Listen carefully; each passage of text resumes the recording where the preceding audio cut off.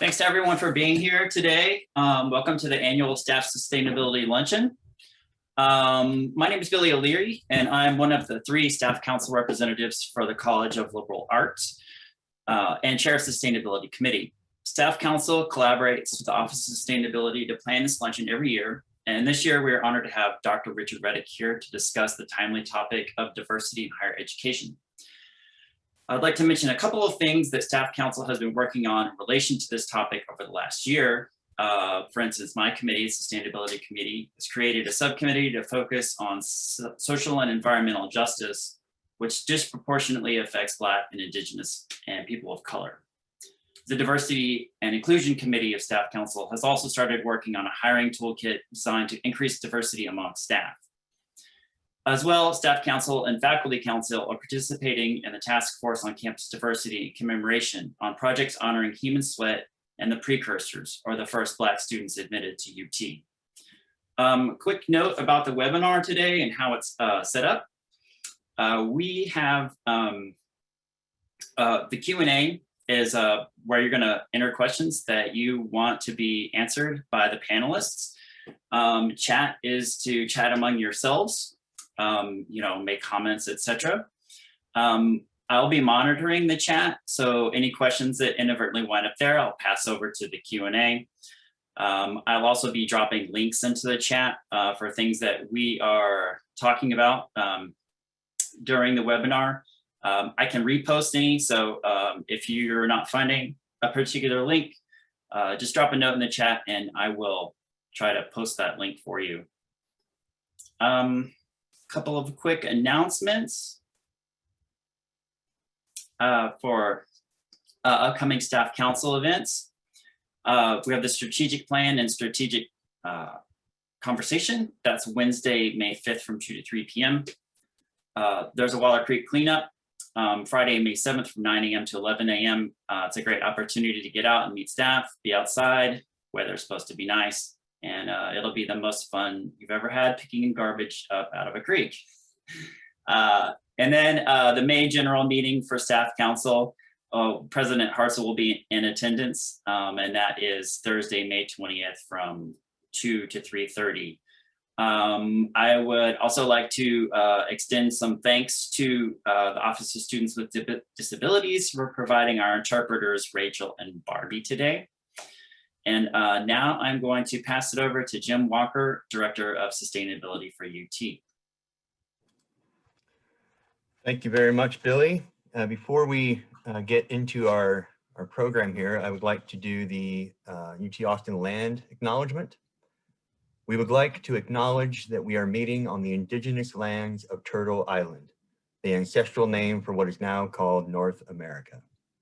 Moreover, we would like to acknowledge the Alabama Coushatta, Caddo, Carrizo, Comecrudo, Qualahuitecan, Comanche, Kickapoo, Lipan Apache, Tonkawa, and Isleta del Sur Pueblo, and all the American Indian and indigenous peoples and communities who have been or have become part of these lands and territories in Texas.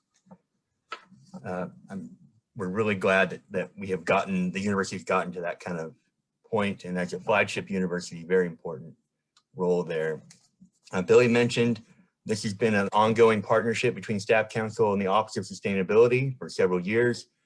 We're very happy to continue this even in these kind of circumstances.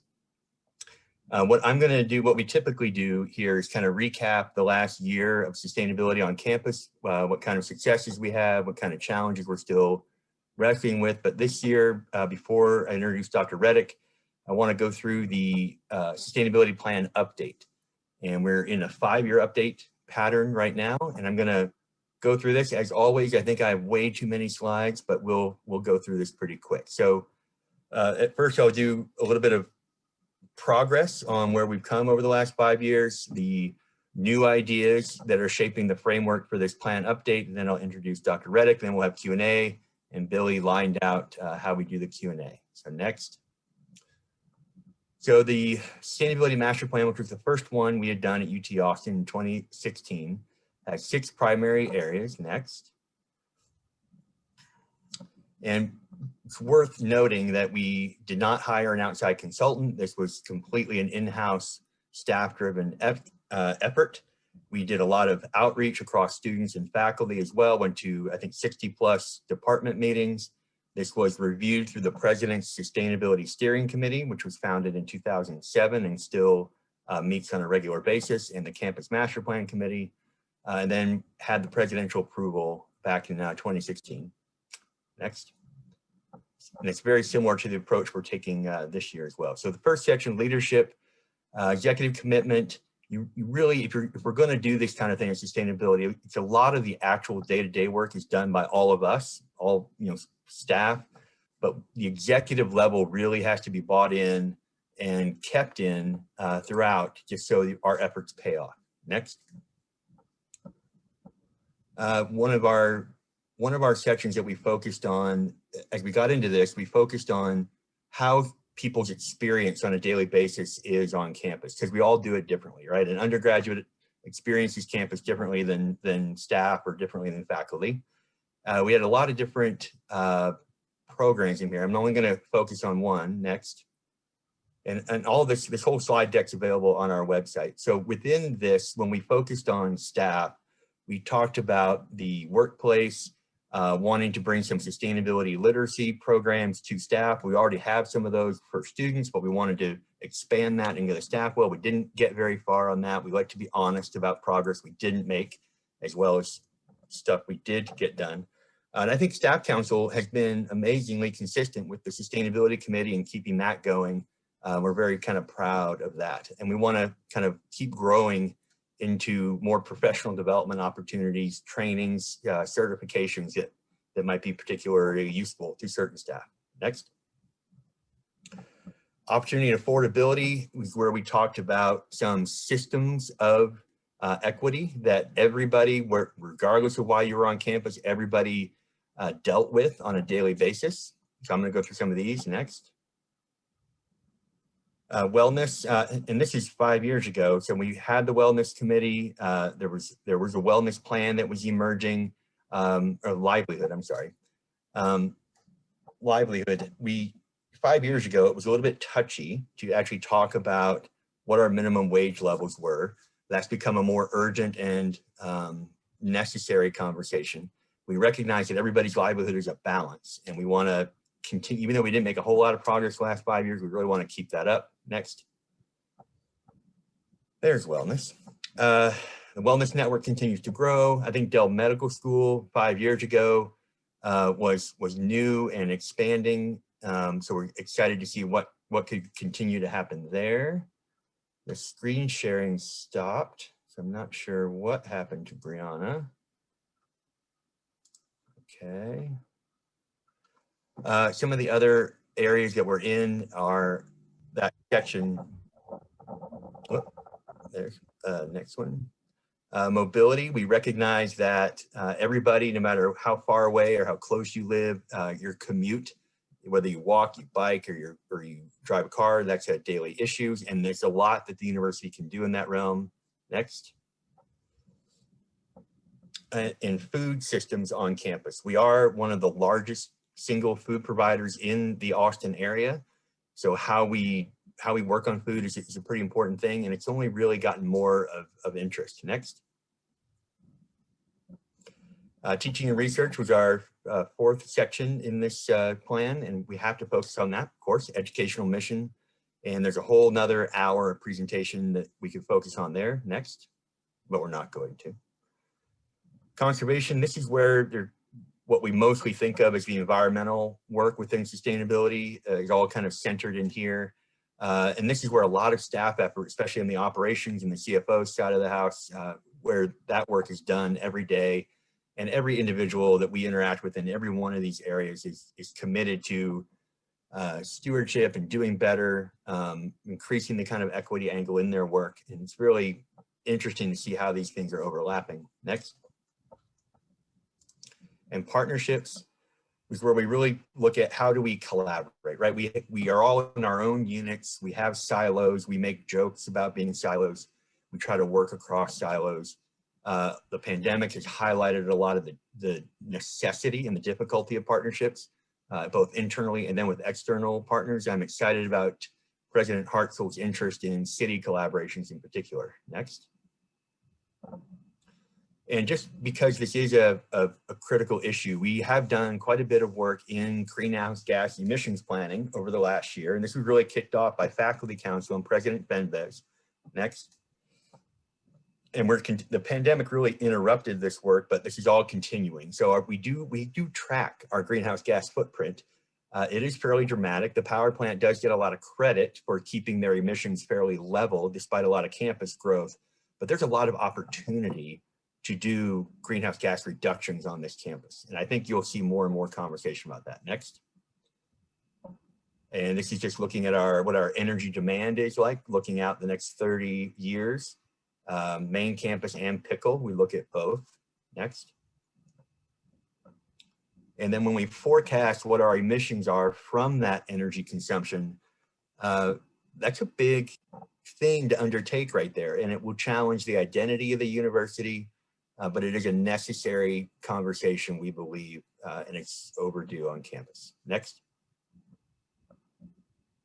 So pivoting now into the 5-year update that we've always planned to do, but the pandemic kind of threw a wrench into our timeline. There's a couple main driving factors that the President's Sustainability Steering Committee discussed really last spring and summer. Next. There's an increasing demand from students that within their curriculum, within their degree programs, they have sustainability content, environmental justice content, social equity content, that faculty respond with more diversity in the curriculum and also in active research. And this is kind of the demand response that any university is gonna need to acknowledge. Next. Climate change is, I mean, it was urgent 5 years ago. It's only more urgent now. More and more students from all kinds of different backgrounds and all kinds of different majors are really demanding more serious action on it. And this is an international thing as well. And I don't have to go over very much even how it's a national thing with the new federal administration. And then we have research units, which are drawing increasing amount of dollars, as well as increasing focus on the university. Planet Texas 2050 is one of those. Energy Institute had a fabulous session a couple weeks ago on the energy transition. And UT Austin is positioned to be a leader within this space. We just need to choose to do that. Next. DEI issues. We're going to get more into these with Dr. Reddick, but this is clearly decades or centuries overdue. These are real conversations. I think there's now, and there has been, interest in moving past the conversations and into how do we actually demonstrate that we're changing the systems with kind of an authentic effort. And so how we do that, how we look at the intersections between social equity issues and sustainability issues, I think is very important for us to do. And we're trying to center that in this plan update. Next. Pandemic, we're still learning from the pandemic. We all hope that we are at least past the midpoint, if not past the 3/4 mark with the pandemic, but we don't know. We also don't know how it's going to affect our daily operations as we come back into the fall. We're all aware of the president's messages around wanting to be fully open. And I think we're all, in all of our units, still kind of unfolding, well, what does that mean? How's it going to work? And so being conscious of that is front and center, maybe more so than it was. Next. And mobility, we don't talk a lot about this these days, but Project Connect, which was passed by voters last November, both of the rail lines in that plan connect to the university. So this will be a huge opportunity for the university to kind of readdress how we get students, staff, and faculty to and from campus. And how do we release or relieve or reduce reliance on single occupant vehicles. Next. So those are some of the new context of the Austin campus that we started talking about. Then we got into a values discussion before we then laid out the initial sections of the plan. And I'm going to go through these. Next. So we came up with 5 values, and this is really what the President's Steering Committee talked most about last fall and even in January, February of this year. And these have been approved in their current state by the Steering Committee. Next. And stewardship is kind of what it sounds like, right? So this is how do we balance all the resources that we are responsible for. So the natural, the human, as well as the financial, and not putting necessarily one, ahead of any other, but how do you balance those, not only for the near-term efficiency and effectiveness, but the long-term value. So the 30-year, the 100-year responsibility that we carry. And we do a lot of good work in this area, but it's really important to keep it centered. Next. Innovation is one of the core values of the university. I'm always amazed by the kind of ideas for innovation that frontline staff have. How do we do a little bit better? Budgets are always crazy. So the creativity in the face of all that is even more important. And I mean, there was innovation that happens under duress, like during the freeze week. And if we can kind of capture more of that within a sustainability lens, then we'll be benefiting the university. Next. So resiliency is a picture of Speedway during the freeze week. Resiliency for the steering committee looks at both infrastructure, which is what I think most people think of it as. So the resiliency of our energy systems, our water systems, but also our community resiliency. So how we pull together as individuals, and even for the campus community, which there was a lot of, but also in our own neighborhoods, right? And with the community. UT Austin is not an island. We do exist within a city, within a larger community. And we have a role within that. Next. And reconciliation, which I know we'll talk a little bit more about, but committing to this as we do the sustainability thinking, that we're also committed to the equity and environmental justice that is wrapped up and integrated in all those things.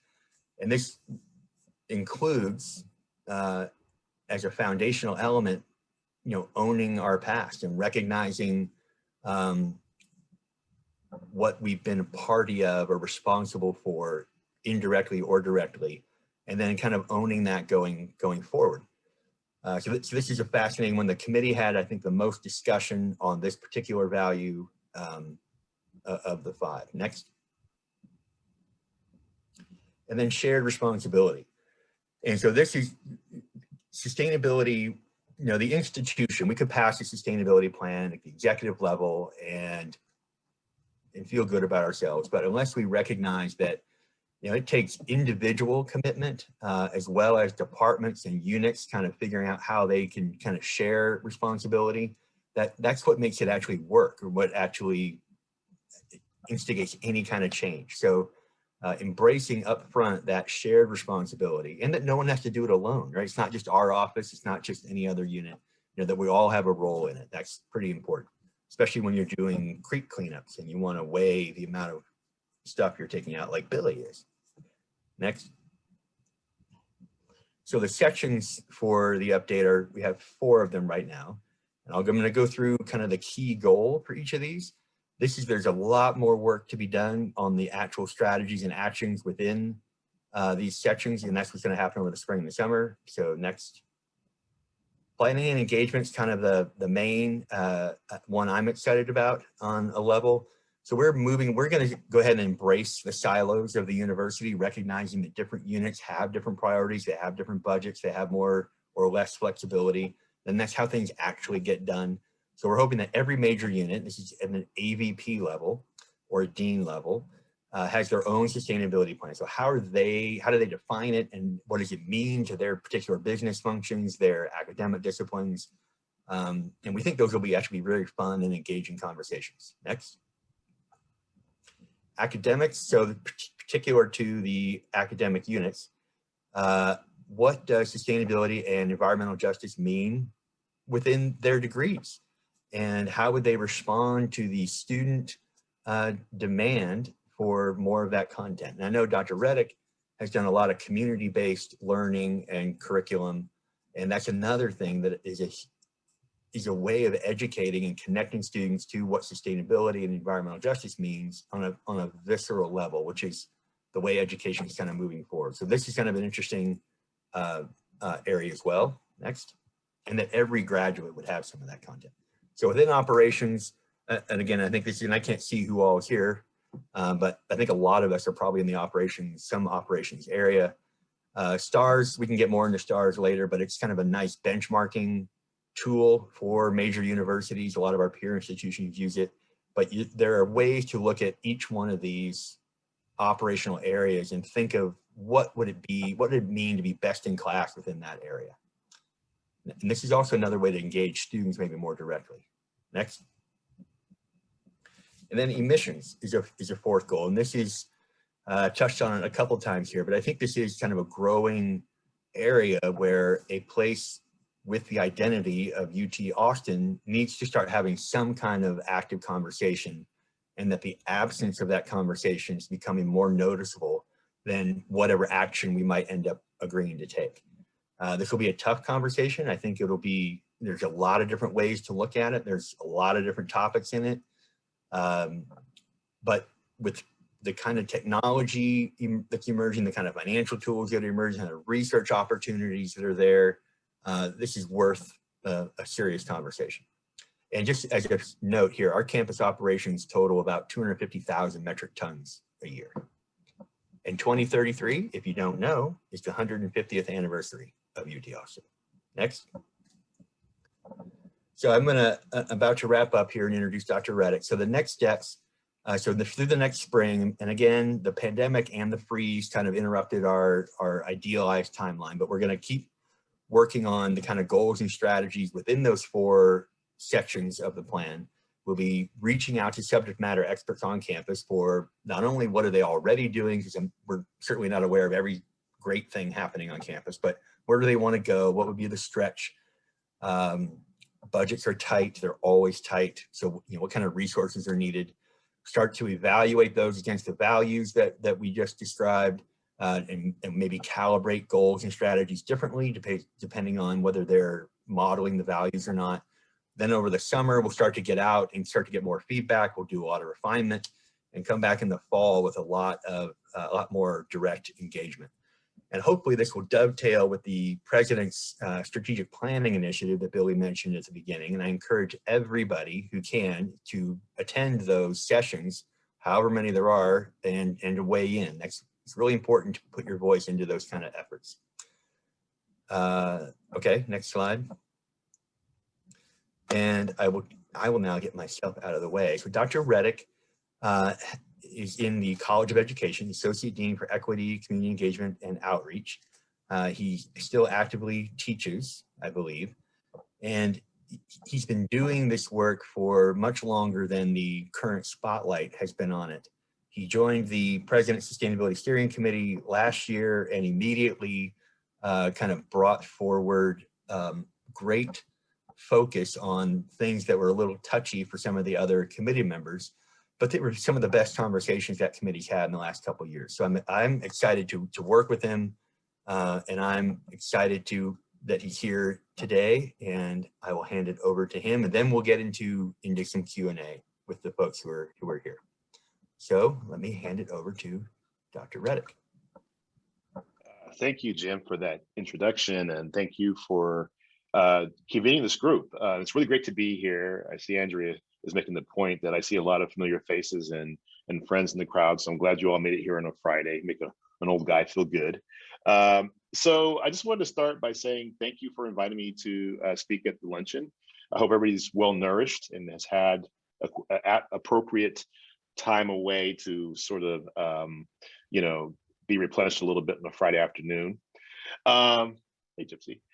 So yeah, a little bit about me. A lot of you know me already, but if you don't, a couple of things about me that are important that kind of guide, I guess, my engagement in this work. I'm a first generation low income student. I didn't know I was low income until I came to UT when I got a Pell Grant. So I found that out.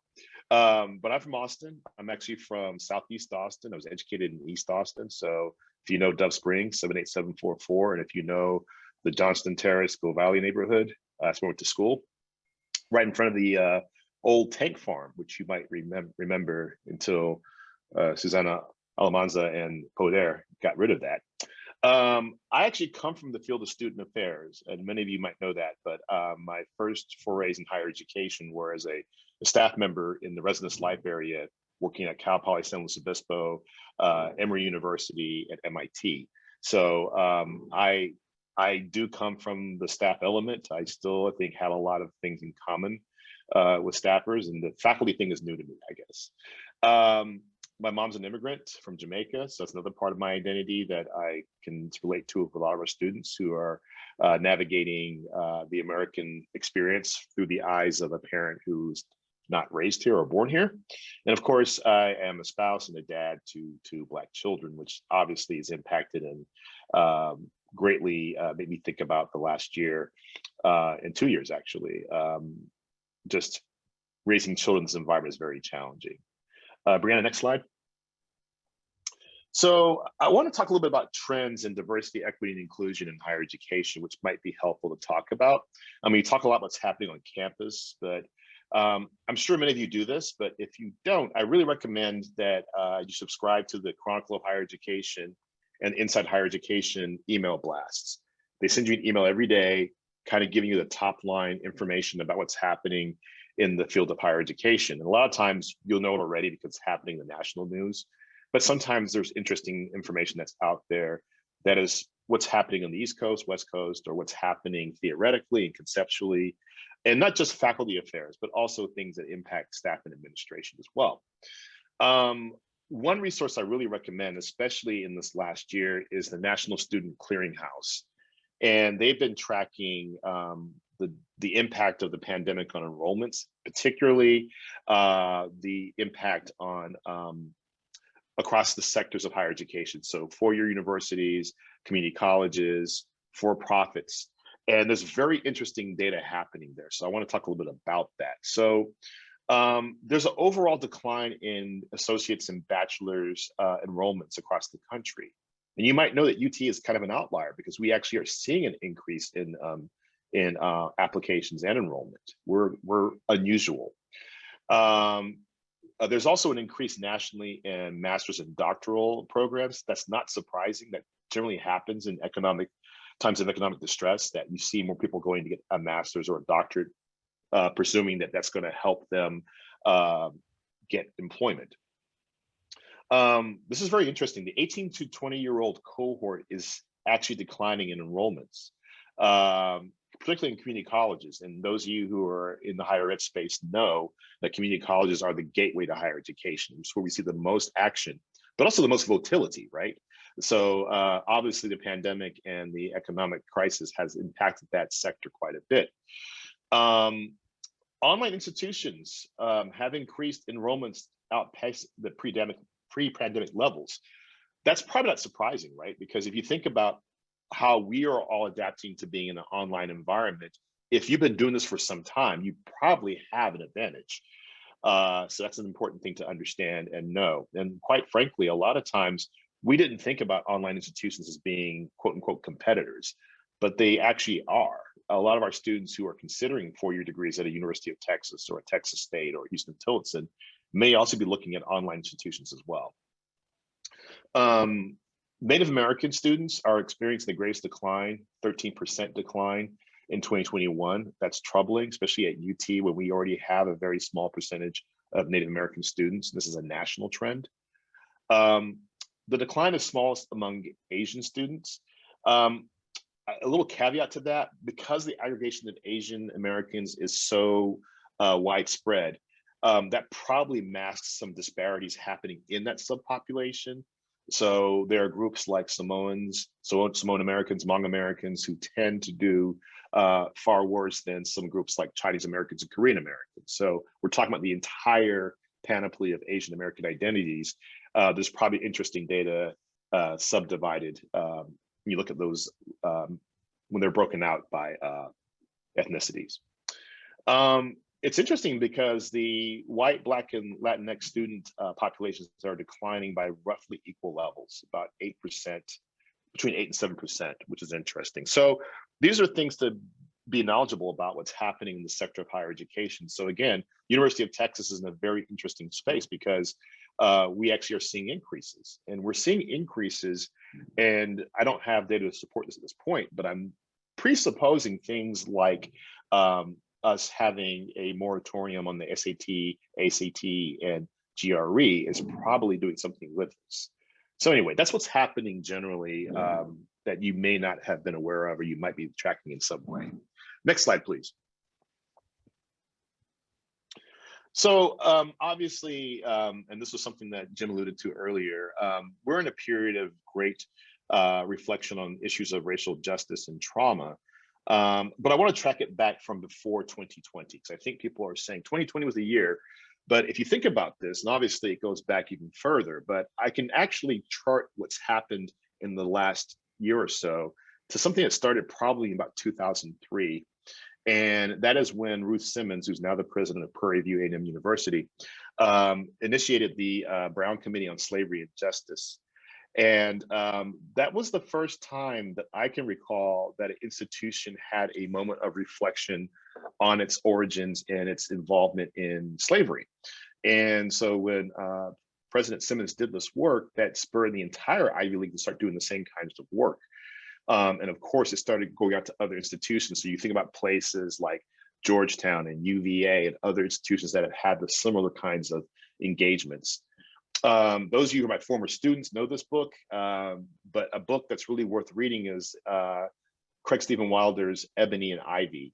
And that's a book that sort of talks about the engagement institutions of higher education in the slave trade. And of course, it goes from things such as being involved in the financing of institutions through slavery. For instance, Georgetown actually fell into hard times and actually sold slaves to stay in operation.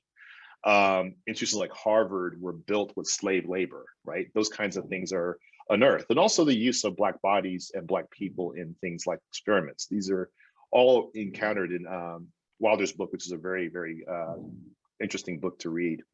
2015, you probably recall the protests at Missouri that started from a graduate student protest that sort of morphed into a conversation about racial equity and campus climate. And you probably do remember what happened with the football team who threatened to not play if they did not have certain demands met. The president and the chancellor of the university both resigned after that.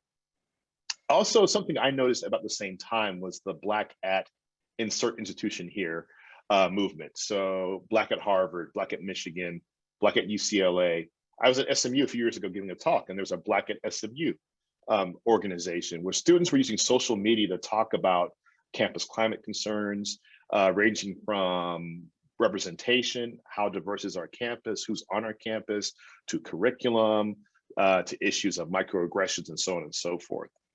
The statutory contextualization process that we underwent in 2015 and is taking place across the country. So UNC, Silent Sam statues being taken down, even internationally. Cecil Rhodes' statue being taken down in South Africa. Statues of people who enslaved Africans in the UK and Bristol were taken down. So those are really interesting sort of movements that were happening, not just in the United States, but across the world. And of course, 2020, most people are familiar with the police killings of George Floyd, Ahmaud Arbery, Breonna Taylor, and many others. And of course, the UT students, athletes petition, but also that was following initiatives that came from student activists who were not student athletes previous to that here at UT. And of course, you're probably tracking what's happening at places like Baylor and Texas A&M. These are conversations that are happening not just in our campus, but nationally, statewide, you name it. Next slide. So what are our roles on campus? And I think we all have a part to play in this. So first of all, we're in a moment of reckoning. We have been for some time.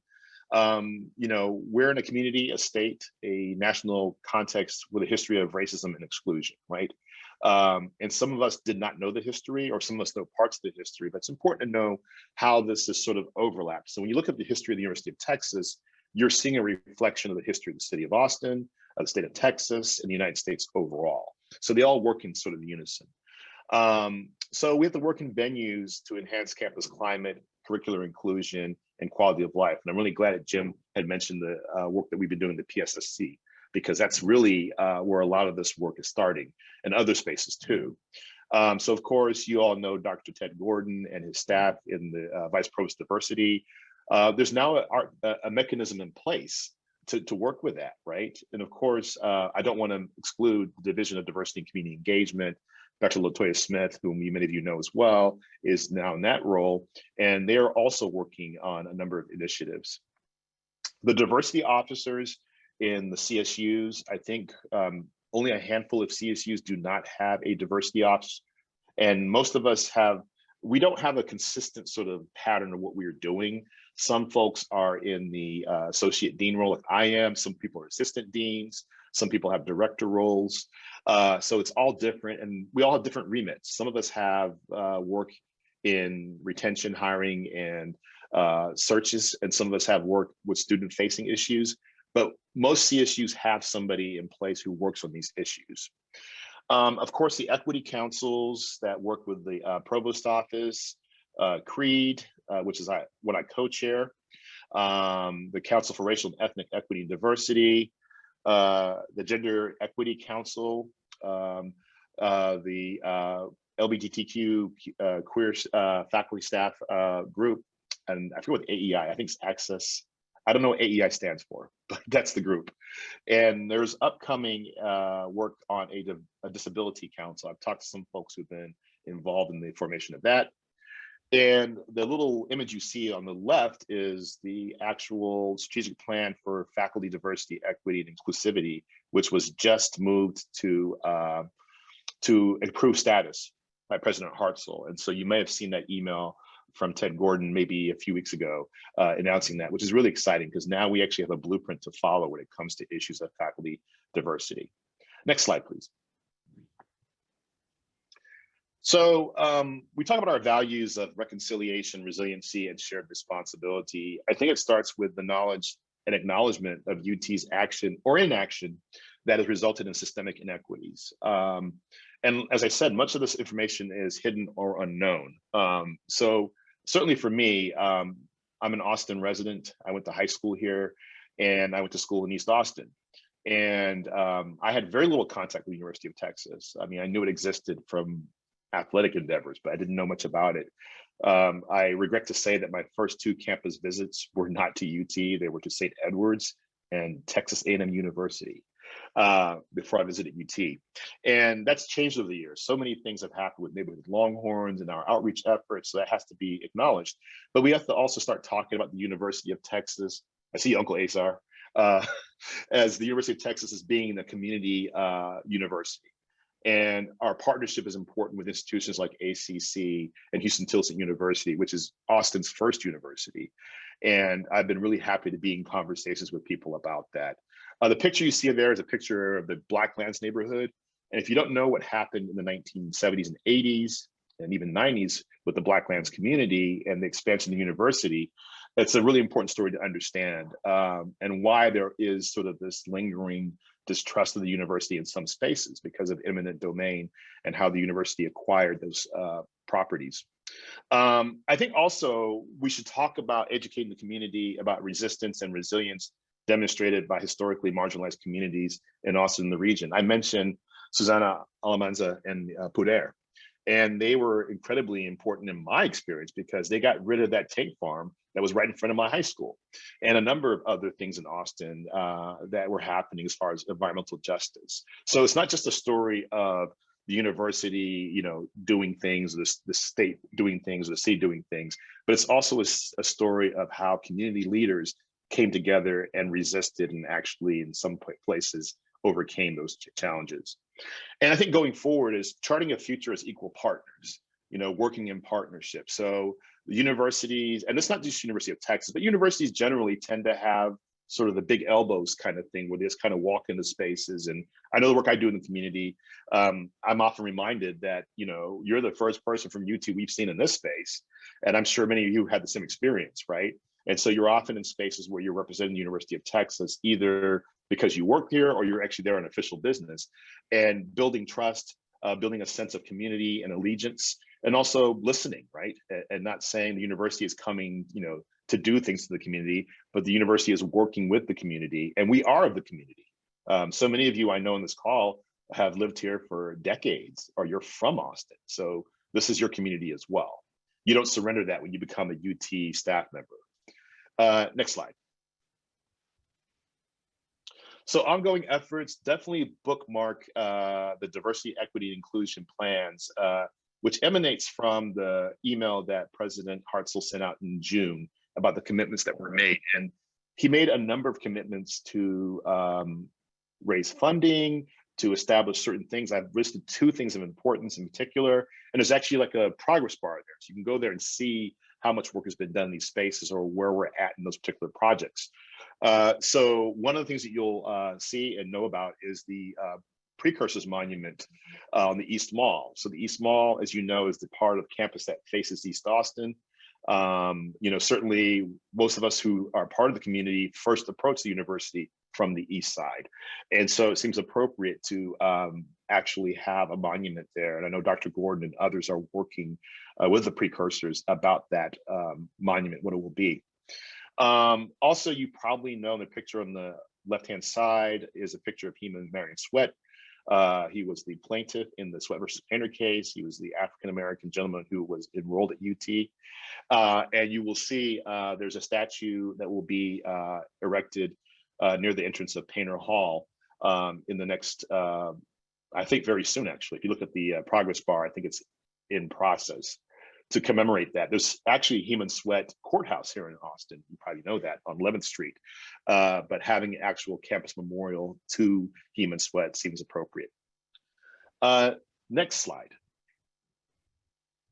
And so most of you probably know that I have been engaged, or I have been leading, or I led the Eyes of Texas History Committee, which is a committee that was charged to understand the history of the Eyes of Texas song, to understand how the university had used the song, how the song was used by alumni, students, and organizations outside of the university, and then recommendations about how we would use the Eyes of Texas as an educational tool. I want to say a couple of things, and there's lots I could say. I could do a whole lecture on this, and some of you have been in lectures I've given on this.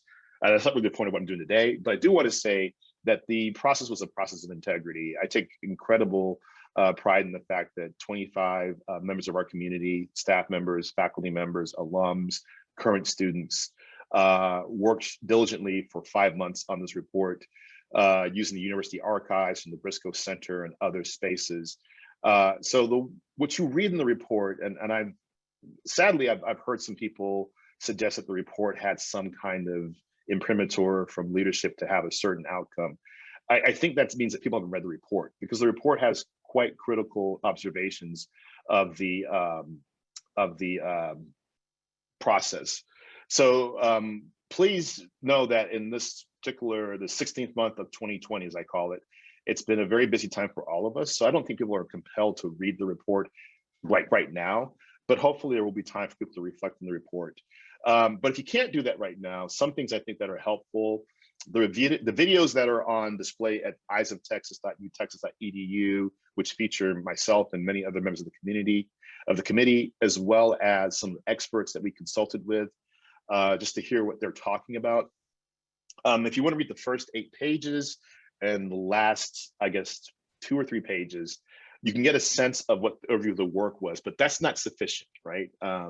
There's much more in the report, but you could at least get a sense of where we were going with the findings.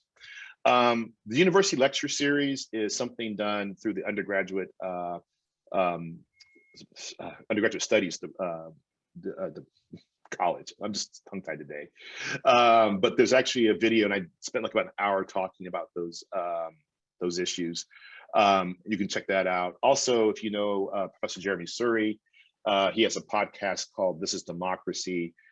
His number 141 podcast, we discussed the Eyes of Texas and the process of the committee. So you're curious how the committee came together, how we worked. All those questions are answered in that particular slide. Next slide. Okay, so that's what I have. I know we want to have time for questions and answers. So there's my information to contact me if you need to get a hold of me of anything. Please be patient with me right now. My email inbox is a hot mess. I'm going to declare email bankruptcy pretty soon, but I'm going to try to get to all my emails in the next several weeks. So if you want to reach out and say, let's talk more about this, have a question, feel free. Thanks so much. Thank you, Dr. Reddick. That was great. It was a lot of information in a short time, and we're trying to link a lot of these things in the chat as we go.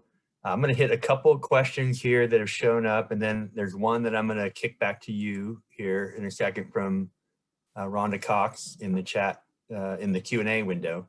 I did put a link to Project Connect into the chat stream, and your best source right now is to sign up for direct updates from Project Connect and get involved. Somebody else asked a question about benchmarking for greenhouse gas emissions, like per square foot, per student. We have not done that yet.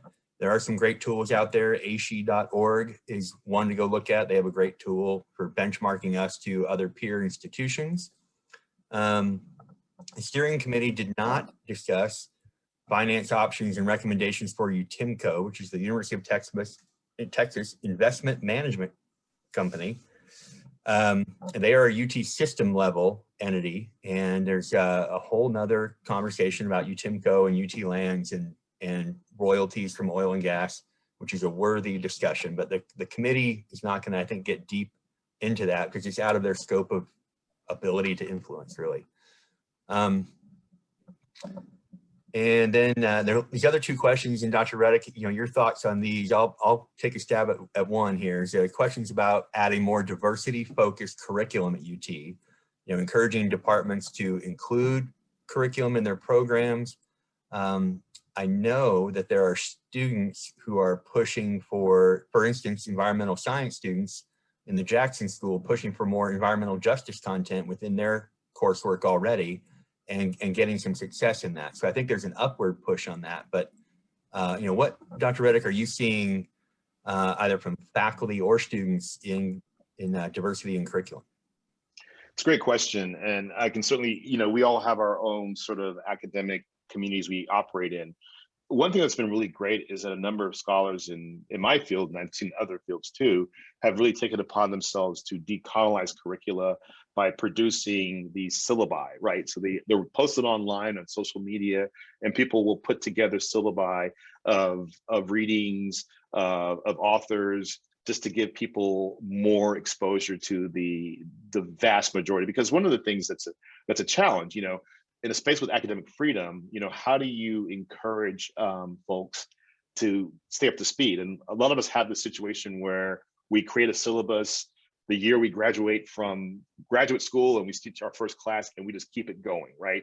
We might make a tweak here or there, but we don't necessarily challenge, or think about the foundational pieces of this. And also it requires staying current in the field. So, I was talking with some colleagues in natural sciences a few weeks ago about how significant it is that we think impactfully about who is contributing to the scholarship and the new knowledge in our fields.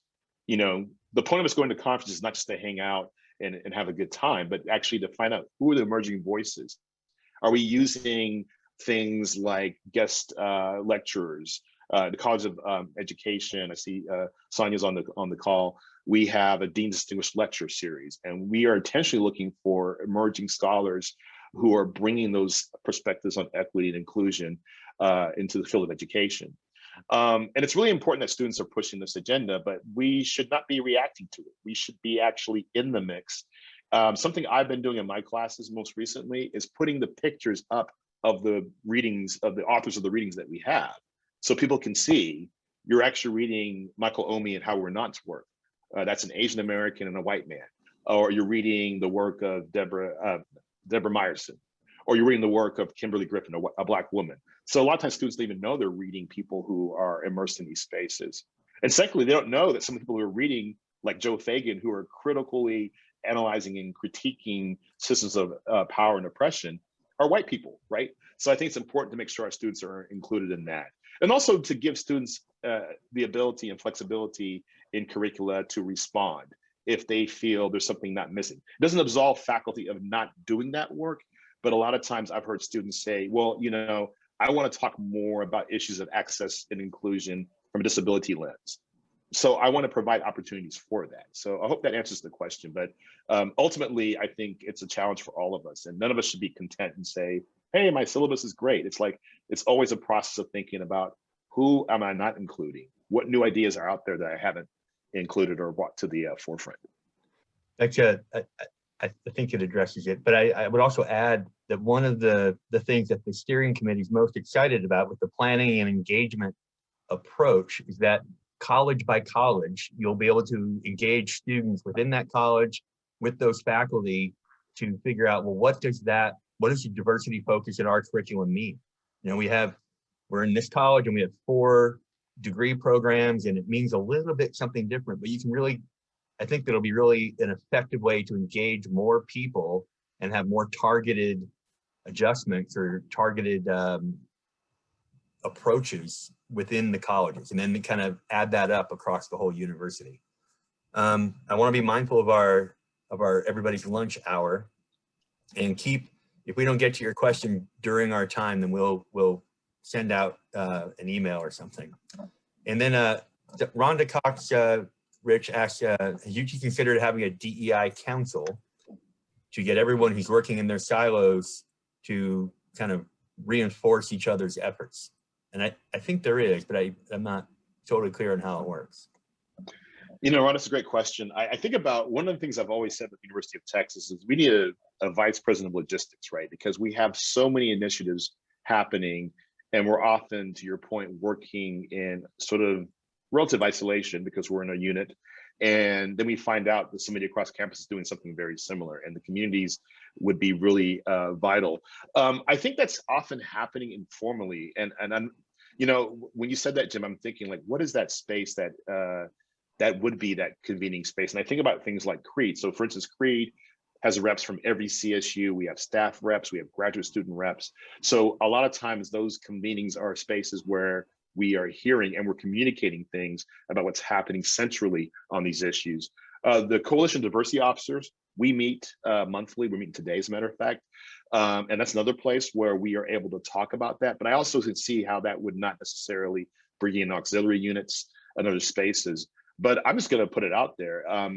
If anybody wants to ever say, look, we're doing some efforts. I've heard from folks from parts of the university I had no idea were doing work. And we're like, let's just have a talk. Let's find out what you're doing. And I think, Rhonda, you're making sort of the point that we probably need to have more intentional structures on campus. Perhaps we need to have a colloquium, or we need to have a conference on campus about the different things we're all doing. When President Fenves was provost, you might remember we had a campus conversations. I know for faculty that was revelatory because we were saying, I'm working on mentoring issues in the College of Education. Well, I'm doing it in engineering. I had no idea, right? So I think that might be something worth pursuing. Like, should we have a campus-wide colloquy or meeting of some kind where we can hear what people are doing? Because some of the work is working in classrooms and scholarly spaces, and some of the work is in units. Some of the work we would not know of unless people came forth and said, we're doing this work. So it's a great idea. I'm 100% behind it.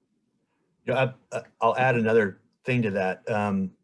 If that work could have a very intentional, thoughtful overlap into the staff side, you know, the 12,000 people on this campus who are not faculty or students, but are also feeling some of the kind of equity efforts or the struggle of the equity efforts in the.